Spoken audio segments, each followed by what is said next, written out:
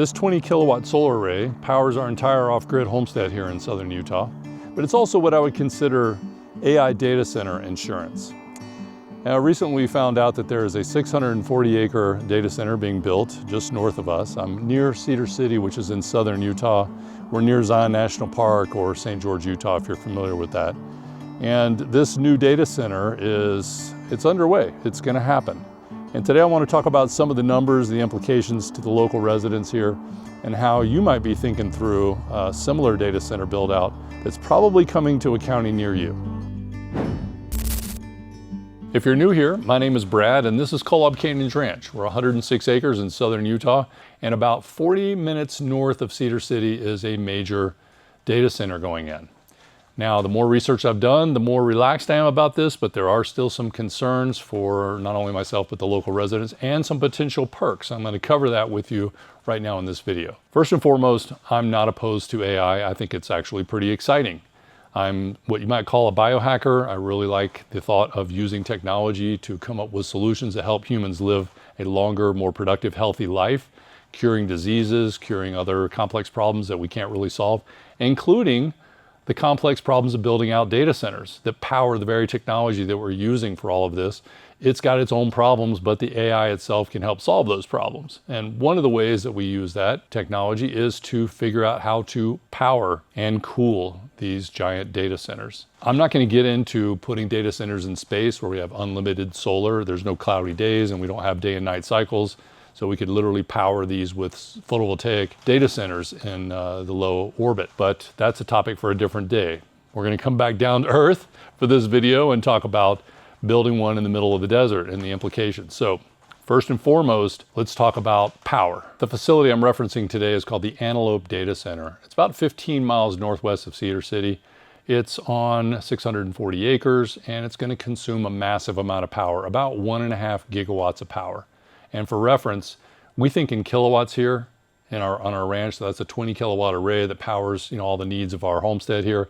But 1,000 kilowatts is a megawatt and 1,000 megawatts is a gigawatt. So it's an enormous amount of power when you have 1.5 gigawatts. That's about enough to power 1.2 million homes. That's a lot of power. So where's all that energy going to come from? Well, they've decided that they're going to power it essentially off-grid, or what we call behind the meter. They're going to build their own gas-fired power plant. So now they have to cool the power plant and the data center using the power from the power plant.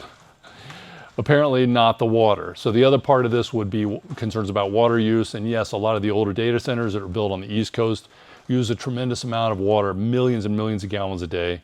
And a lot of it is through evaporative cooling, and the operative word there is evaporative. So the more water you're using to trickle down through and drag air through it, essentially to cool that air and then blow it down to cool the building, you're losing a lot of that through evaporation. And now when we have a closed loop system, you don't have the evaporation occurring. So you can charge this particular cooling system at this new data center with about 14 acre feet of water, and the annual maintenance, because you're going to lose some water, is mostly what they call culinary water, or just the bathroom sinks and toilets that the employees are using inside the building, because it's sort of like a car engine where it's recycling the same water around and around. You don't have to put water in your car very often, do you? Now you put a lot of fuel in it, but you don't continually add water because it's a closed loop system. So we don't really have that many concerns now about water,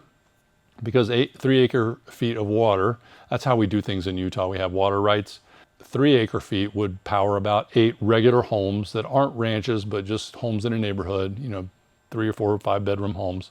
So you can think of it that way. This giant data center, I think it's over 1 million square feet in the 5 buildings on, hundreds of acres, is using the same amount of water as about 8 households. But it's using enough electricity for about 1.2 million households. So that seemed really odd to me in the beginning, but now I understand it a little bit better. Here's how I came to the conclusion that that probably is possible. So you've got rows and rows, essentially 5 buildings of screaming computers running 24/7, producing an enormous amount of heat like a furnace. And so you have to power the computers and cool them at the same time, all with electricity, or mostly with electricity. and this recirculating water that doesn't really evaporate and leave the system, very much like your car engine. In that perspective, it doesn't sound so bad, right? So if we're not concerned about water and we're not concerned about power because we're creating a behind the grid power plant specific to this data center, then what are we worried about? Well, some of the other things that people are raising in these meetings, which I think is valid, are we going to ruin our dark sky advantage that we have here in southern Utah? People come from all over the world with their telescopes to look at the stars because there's not a lot of light pollution here. Is this big data center going to create a lot of light pollution? The answer is probably not. Most of the outdoor lighting is going to have hoods on it to prevent that light from going up into the sky. And you don't need that much light because it's not a public place. It's not like a downtown area in a city. It's really, there's just a few people on site at any given time once the construction has been completed. Which then takes me to the job creation. This can produce up to 600 to 700 jobs, which a lot of will come from here in southern Utah to build it. That's the construction phase. So if you've got a lot of contractors that are being used here locally, that's creating a lot of economic stimulation and a lot of jobs. But this will probably take, I think I read somewhere between 5 and 8 years to build the full phase, which is all 5 buildings to completion.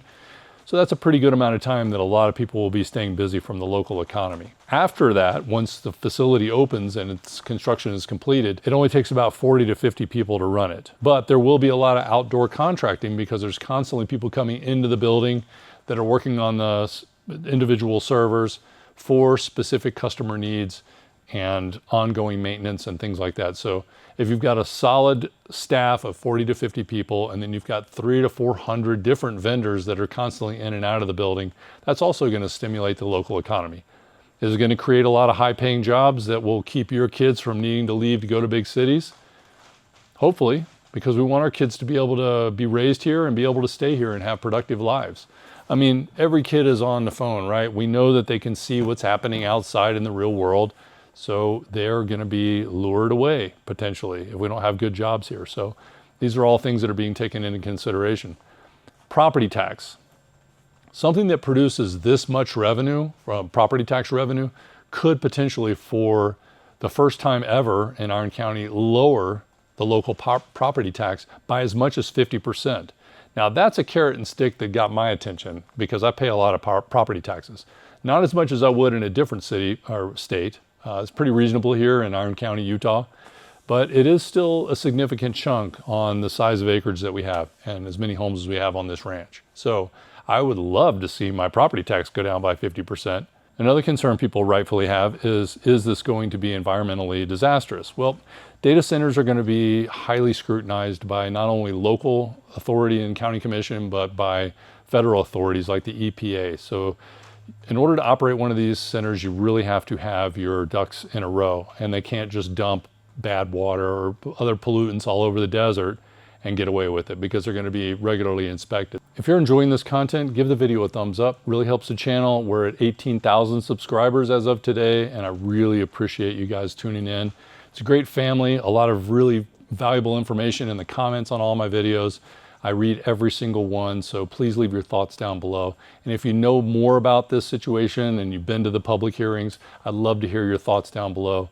Or if you're in northern Utah and you're fighting against Kevin O'Leary and that giant data center and all the controversy around that, if you have thoughts about that, let me know. And subscribe if you'd like to see more videos on off-grid content and how I build out my solar and the heavy equipment and running the ranch. As I mentioned in the beginning of the video, I'm pro-AI, I'm pro-robotics. I think when you add super intelligence to a mobile atom-moving robot, amazing things can happen. And quite frankly, our civilization is kind of heading into this demographic quagmire, or we're going off a demographic cliff. Fewer and fewer babies being born. We're seeing the population of younger people shrinking while this aging population is kind of overflowing at the top. And who's going to take care of all these elderly people as they continue to age? Well, we might have robots that are playing chess and helping people go to the restroom and tending for our parents as they're aging and we need help and we can't afford to put them in a home with people that make a lot of mistakes and make questionable decisions. You could have robots that take care of them and maybe a spare room in your home. And I just think that this is very timely considering that we have fewer people, and we have a lot of complex problems. We also have the potential to solve all disease, and we're seeing medical breakthroughs on almost a daily basis now. We've got new melanoma cancer injections, for example, that attack individual cells in your body based on your DNA and your particular cancer type. We've never had technology like that before. So the breakthroughs are coming one after another after another. So I think in whole, and we can't go backwards, right? In whole, this is going to be a major benefit. Mankind has never taken a tool that's useful and thrown it out or uninvented it. It almost never happens, right? We keep moving forward. It's a one-way street. These machines behind me, these hydraulics, they just revolutionized construction and how we can move civilization forward.